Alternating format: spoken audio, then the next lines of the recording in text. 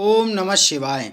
नमस्कार दोस्तों, स्वागत है आप सभी का हमारे चैनल भक्ति ज्ञान में। दोस्तों, आज मैं आपको शिव महाप्राण की कथा सुना रहा हूँ। आप सभी भक्तजन इस कथा को श्रद्धा पूर्वक मन लगाकर सुने। भगवान शिव जी आप सभी की मनोकामना पूर्ण करेंगे और आप सभी के कष्टों को हर लेंगे। दोस्तों, आइए सुनते हैं श्री शिव महाप्राण के अष्टम खंड के पहले अध्याय को। श्री सूर्य ने कहा, हे सौनक आदि ऋषियों। नारद जी इतनी कथा सुनकर ब्रह्मा जी से बोले, हे पिता, यद्यपि आपने शिव जी के अनेक चरित्रों का वर्णन किया है तो भी मुझे तृप्ति नहीं होती है। अस्तु, मैं यह चाहता हूँ कि आप अन्य शिवलिंगों की महिमा का वर्णन करने की कृपा करें। यह सुनकर ब्रह्मा जी बोले, हे पुत्र, शिवलिंगों की कोई संख्या नहीं है। लिंग से भिन्न अन्य कोई वस्तु नहीं है। तो भी मैंने जहाँ तक अपनी बुद्धि के अनुसार समझा है और जो कुछ मुझे विष्णु जी के द्वारा ज्ञात हुआ है वह मैं तुम्हें बताता हूँ। हे नारद, आकाश, अंतरिक्ष, पृथ्वी तथा पाताल में शिव जी ने जहाँ कहीं किसी देवता, मनुष्य अथवा दैत्य को अपना दर्शन दिया है वहीं वे लिंग रूप होकर स्थित हो गए हैं। उन शिवलिंगों का पूजन करने से अत्यंत आनंद की प्राप्ति होती है। इस पृथ्वी पर शिव जी के असंख्य लिंग स्थापित हैं। उनमें जो अत्यंत प्रसिद्ध तथा वर्णन करने योग्य है उन्हीं का वृतांत मैं तुमसे कहता हूँ। उन लिंगों में भी जो बड़े तथा अधिक श्रेष्ठ हैं उन्हें ज्योतिर्लिंग कहा जाता है। ज्योतिर्लिंगों में शिवजी पूर्णांश से विराजमान रहते हैं। उन ज्योतिर्लिंगों का वृतांत इस प्रकार है। पहले सोमनाथ सौराष्ट्र में गिरजा सहित विराजमान हैं। दूसरे मल्लिकार्जुन श्री शैल पर स्थित हैं। तीसरे महाकाल उज्जैनी में सुशोभित हैं। चौथे अमरनाथ हिमाचल पर्वत पर स्थित हैं। पांचवें केदारेश्वर केदार स्थान में सुशोभित हैं। छठे भीम शंकर डांकनी तीर्थ स्थल पर स्थित हैं। सातवें विश्वनाथ काशी में विराजमान हैं। आठवें त्र्यंबक गोमती नदी के तट पर स्थित हैं। नौवें वैद्यनाथ चिताभूमि में निवास करते हैं। 10वें नागेश दारुक वन में सुशोभित हैं। 11वें रामेश्वर सेतु के ऊपर निवास करते हैं तथा 12वें द्युतिमान शिव ग्रह में विराजमान हैं। जो व्यक्ति प्रभात के समय पवित्र होकर इन 12 ज्योतिर्लिंगों के नाम लेता है उसके संपूर्ण मनोरथ पूर्ण होते हैं। हे नारद, इन ज्योतिर्लिंगों का प्रभाव तथा महिमा अपने में है। मोक्ष केवल 4 प्रकार के व्यक्तियों को ही मिलता है। वे यह हैं, शिव जी के भक्त, वेद पाठी, ज्ञानी तथा ध्यानी। ज्योतिर्लिंगों के दर्शन करने से नपुंसक तथा पापी मनुष्य भी ब्राह्मण का जन्म पाकर मुक्त हो जाते हैं। अस्तु, ज्योतिर्लिंगों का दर्शन, सेवन, स्मरण तथा पूजन अवश्य करना चाहिए। अब मैं तुमसे उपलिंगों का अलग अलग वर्णन करता हूँ। पहले अंतकेश अथवा सोमेश्वर उस स्थान पर विराजमान हैं जहाँ महासागर नामक समुद्र स्थित है। दूसरा रुद्र नामक उपलिंग भृगुकक्ष में है। तीसरे उपलिंग का नाम दुग्धेश, चौथे का कदम्बेश, पांचवें का भूमीश, छठे का भीमेश्वर, सातवें का लोकनाथ, आठवें का त्र्यंबक अथवा त्रिनयन, 9वें का बैजनाथ, 10वें का भूतेश्वर, 11वें का गुप्तेश्वर तथा 12वें का व्याघ्रेश प्रसिद्ध हैं। इन उपलिंगों के दर्शन से मनुष्य को अत्यंत आनंद प्राप्त होता है। हे नारद, अब तुम उन शिवलिंगों का वर्णन सुनो जो पूर्व दिशा में स्थित हैं। तीर्थराज प्रयाग में ब्रह्मा जी द्वारा स्थापित ब्रह्मोस्वर लिंग विराजमान है। सोमेश्वर नामक शिवलिंग दशाश्वमेघ तीर्थ पर स्थित है। भारद्वाजेश्वर तथा माघवेश नामक शिवलिंग शिवटंक में स्थित है। नागेश्वर नामक शिवलिंग संकटेश्वर नामक नगर में है। काशी में अभिमुक्तेश्वर के अतिरिक्त वृद्धावाल, कृतवालेश्वर, तिलभाड़ेश्वर, दशाश्वमेघेश्वर, मणिकतेश्वर, तारेश्वर, गौधूमेश्वर, महाभूतेश्वर, केदारेश्वर, रामेश्वर, बटुकेश्वर, पूरेश्वर तथा सिद्ध नागेश्वर नामक शिवलिंग भी विराजमान हैं। पतन देश में दूरेश्वर तथा मृगेश्वर नामक शिवलिंग हैं।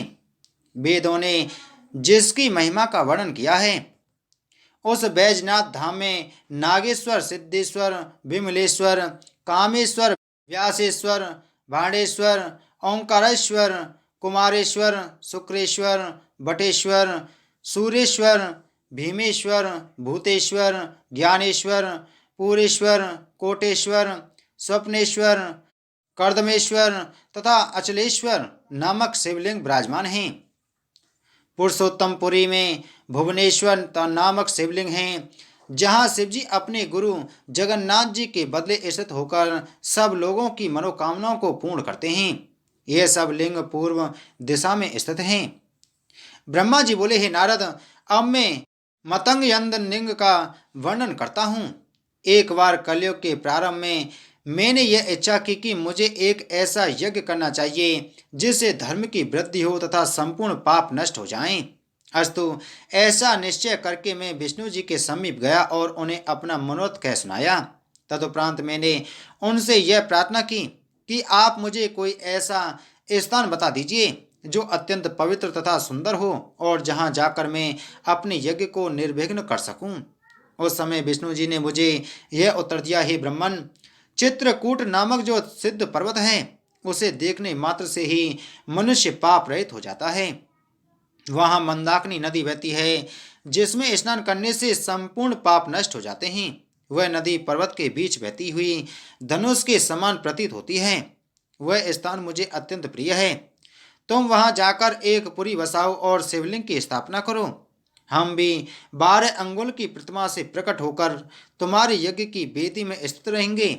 हे ब्रह्मन, त्रेता तथा द्वापर युग में हम संसार में अवतार लेकर संसार को आनंद प्रदान किया करते हैं। अस्तु, आगामी त्रेता युग में हम अपने 4 अंशों द्वारा 4 रूप होकर राजा दशरथ के घर में अवतार लेंगे। दंडक वन में जाकर रामेश्वर लिंग की स्थापना करेंगे तथा उनकी सेवा करके वरदान प्राप्त करेंगे। तदुपरांत हम परिवार सहित रावण का वध करेंगे। शिव जी की सेवा किए बिना कोई कार्य पूरा नहीं होता। यह बात हम तुमसे बिल्कुल सत्य कहते हैं। अतः तुम्हें भी उचित है कि तुम सर्वप्रथम शिवलिंग की स्थापना करो, तत्पश्चात यज्ञ करना। हे नारद, विष्णु जी की आज्ञा अनुसार मैंने चित्रकूट पर्वत पर पहुंचकर शिवलिंग की स्थापना की तथा अपने सभी पुत्रों एवं देवताओं सहित उस लिंग की बहुत प्रकार से पूजा तथा स्तुति की। उस समय हमारी सेवा से प्रसन्न होकर शिवजी ने वहां प्रकट होकर दर्शन दिए और यह कहा, हे ब्रह्मन, तुम जो चाहो वह वर हमसे मांग लो। यह सुनकर मैंने निवेदन किया, हे प्रभु, आप मेरे ऊपर कृपा करके अपने पूर्णांश सहित इस लिंग में स्थित रहें। मैं यहाँ यज्ञ करना चाहता हूँ तथा एक पुरी बसाना चाहता हूँ। मेरी इच्छा है कि उस पुरी के आप राजा हों और आपका यह लिंग मतंग यंद के नाम से प्रसिद्ध हो। हे नारद, मेरी इस प्रार्थना को शिवजी ने स्वीकार किया। तदुपरांत शिवजी उस लिंग के भीतर प्रवेश कर गए। तब मैंने उस स्थान पर यज्ञ करके विष्णु जी के निमित्त एक पुरी बसाई। उस पुरी को देखते ही संपूर्ण पाप नष्ट हो जाते हैं। मतंग यंद शिवजी उस पुरी के राजा हुए और वह स्थान कैलाश के नाम से प्रसिद्ध हुआ। मंदाकिनी का घाट शिव गंगा के नाम से प्रसिद्ध हुआ। वहाँ स्नान करने से संपूर्ण पाप नष्ट हो जाते हैं। जो मनुष्य प्रातःकाल मंदाकिनी में स्नान करके मतंग यंद शिवजी का पूजन करता है वह संपूर्ण मनोरथों को प्राप्त करता है तथा मृत्यु के उपरांत से लोक में जाता है। हे नारद, संकर्षण पर्वत के पूर्व दिशा की ओर जहाँ कोट नामक परम पवित्र तीर्थ है, वहीं कोटेश्वर नामक शिवलिंग स्थापित है। उस तीर्थ में स्नान करने से तथा कोटेश्वर लिंग के दर्शन, सेवन एवं पूजन करने से संपूर्ण पाप नष्ट हो जाते हैं। हे नारद, चित्रकूट के दक्षिण की ओर से कुछ आगे चलकर पश्चिम की ओर तुगारण्य नामक पर्वत है, जहाँ गोदावरी नदी बहती रहती है। उस स्थान पर पशुपति नामक शिवलिंग स्थित है। जो मनुष्य गोदावरी में स्नान करने के उपरांत उस लिंग का पूजन करता है वह संसार में सदैव प्रसन्न बना रहता है। रामचंद्र जी ने भी गोदावरी में स्नान करने के उपरांत पशुपति लिंग का पूजन किया था। हे नारद, उक्त स्थान से दक्षिण की ओर कालंजन नामक पर्वत है। वह तीनों लोकों में प्रसिद्ध है और वहाँ बहुत से लोगों ने तपस्या करके सिद्धि प्राप्त की है। वहाँ मुक्त क्षेत्र नामक स्थान है जो संपूर्ण पापों को नष्ट करके अत्यंत आनंद प्रदान करता है। उस स्थान पर नीलकंठ नामक शिवजी का लिंग है, जिसे देखने से ही संपूर्ण मनोकामनाएं सिद्ध होती हैं। वहाँ शिवजी गिरजा सहित विराजमान रहते हैं। उस लिंग की पूजा करके देवता, मुनि तथा सिद्ध आदि ने परम पद प्राप्त किया है। ब्रह्मा जी बोले, हे पुत्र, मैंने नीलकंठ शिवलिंग का जहाँ वर्णन किया है, उसके दक्षिण की ओर अत्रीश्वर नामक शिवजी का लिंग विराजमान है। वह लिंग मधुवन में स्थित है। हमारे पुत्र अत्रि ने, जिसकी पत्नी का नाम अनुसुईया है, चित्रकूट पर्वत पर अपनी पत्नी सहित शिवजी का ध्यान धरकर घोर तपस्या की थी। उन्हीं दिनों ऐसा अकाल पड़ा कि 100 वर्षों तक संसार में पानी नहीं बरसा। इसलिए सब ऋषि मुनि तथा संसारी प्राणी दुखी हो गए। उस अवस्था में दिनों दिन शुभ कार्य घटने लगे तथा अकर्मों की वृद्धि होने लगी। संसार की ऐसी दशा को देखकर अनुसुईया ने अत्रि से यह कहा, हे पति, आप कोई ऐसा उपाय कीजिए जिससे जल की वर्षा हो और संसार को आनंद प्राप्त हो। परंतु अत्रि मुनि उस समय शिवजी के ध्यान में मग्न थे, अस्तु उन्हें अनुसुईया के शब्द सुनाई नहीं पड़े। उस समय अनुसुईया दृढ़ता पूर्वक पार्थिव पूजन करने लगी। हे नारद, अनुसुईया के तप से प्रसन्न होकर शिवजी उसके सम्मुख प्रकट हुए। उस समय शिवजी का दर्शन प्राप्त करने के हेतु सभी देवता तथा ऋषि मुनि उसी स्थान पर आ पहुंचे। अत्रि और अनुसुईया की उस तपस्या तथा सौभाग्य को देखकर सब लोगों को अत्यंत आश्चर्य हुआ और विष्णु जी आदि सब देवताओं ने एक स्वर में यह घोषित किया कि तप एवं उपासना के निमित्त शिवजी से अधिक श्रेष्ठ अन्य कोई नहीं है। वेद ने भी यही बात कही। तत्पश्चात सब देवता आदि तो अपने अपने स्थान को चले गए, परंतु शिवजी वहीं स्थित रहे। शिवजी के कारण गंगा भी वहीं रह गई। इस प्रकार अत्रि मुनि को तपस्या करते हुए 54 वर्ष का समय और व्यतीत हो गया। एक दिन अत्रि मुनि ने अपने ध्यान को छोड़कर अनुसुईया से जल मांगा।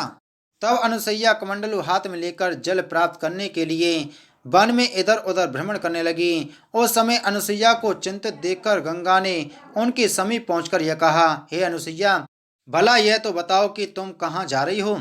हे नारद, गंगा के मुख से ऐसे वचन सुनकर अनुसुईया ने प्रसन्न होकर पूछा, हे बहन, तुम कौन हो और किस लिए खड़ी हो। तुम्हें देखने से मेरे हृदय में अत्यंत प्रीति उत्पन्न हुई है, इसलिए तुम मुझे अपना सब वृत्तांत बताओ। उस समय गंगा ने उत्तर दिया, हे अनुसुईया, मेरा नाम गंगा है और मैं तुम्हारे अधीन हूँ। अब तुम्हें जो चाहिए वह वर मुझसे मांग लो।